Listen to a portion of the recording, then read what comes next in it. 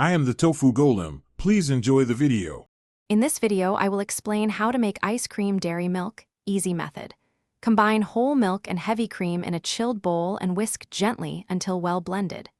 Add sugar and vanilla, then temper any eggs slowly if using a custard base. Chill the mixture thoroughly before churning to reduce ice crystals. Taste and adjust sweetness, then freeze until firm for best scoops. Gather ingredients and prep equipment in advance for smooth workflow and consistent results. Measure whole milk, heavy cream, sugar, and a pinch of salt, then combine gently in a mixing bowl. If making a custard, whisk eggs with some warmed milk to temper them and avoid scrambling. Cool the base quickly in an ice bath and refrigerate until very cold before pouring into your ice cream maker for the best texture. If you are finding this video helpful, please subscribe and like to support the channel.